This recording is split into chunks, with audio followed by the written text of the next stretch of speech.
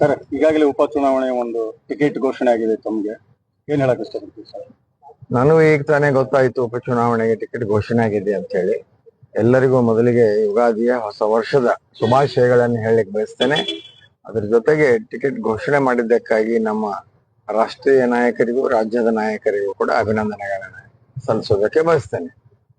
Sir, ಈಗ ಪಕ್ಷ ಸಂಘಟನೆ ನಿಟ್ಟಿನಲ್ಲಿ ಸಾಕಷ್ಟು ಕಸರತ್ತು ನಡೆಸಿದ್ರಿ. ಪಕ್ಷ ಬಿಟ್ಟು ಹೋದವರೆಲ್ಲ ಗೈರ್ ಆಪ್ಷನ್ ವಾಪಸ್ ಬರತ್ತಾರ. ಬಿಜೆಪಿ ಬಲವರ್ಧನೆಗೊಳ್ತಾ ಇದೆ ಸರ್. ಈ ಸಂದರ್ಭದಲ್ಲಿ ಏನ್ ಹೇಳ್ತಾರೆ ಸರ್? ಈ ಉಪಚುನಾವಣೆ ಎದುರಬಾರ್ದಾಗಿತ್ತು, ಆಗಿದೆ ಮತ್ತ ಮಾಡಲೇಬೇಕಾದಂತ ಅನಿವಾರ್ಯತೆಯೂ ಇದೆ. ಆ ಕೆಲಸವನ್ನ ಹಿರಿಯ ನಾಯಕರಾದ ಗೋವಿಂದ ಕಾರಜೋಳ ಅವರಿಗೆ ಹಾಗೂ ಅರುಣ್ ಶಾಪುರ್ ಅವರಿಗೆ ನಮ್ಮ ರಾಜ್ಯದ ಅಧ್ಯಕ್ಷರು ವಹಿಸಿಕೊಟ್ಟಿದ್ದಾರೆ. ಅವರು ತಮ್ಮ ಕೆಲಸ ಕಾರ್ಯವನ್ನ ಅವರು ಮಾಡ್ತಾ ಇದ್ದಾರೆ. ಸಂಘಟನೆಯ ಕೆಲಸವನ್ನ ನಾವೆಲ್ಲರೂ ಮಾಡ್ತಾ ಇದ್ದೇವೆ. ಸಾಹೇಬರು ನಾಮಿನೇಷನ್ ಯಾವ ಫೈಲ್ ಮಾಡ್ತಾರೆ? 23ನೇ ತಾರೀಕು ಸೋಮವಾರ ದಿನ. ಸರ್, ಯಾರೆಲ್ಲ ಬರ್ತಾರೆ?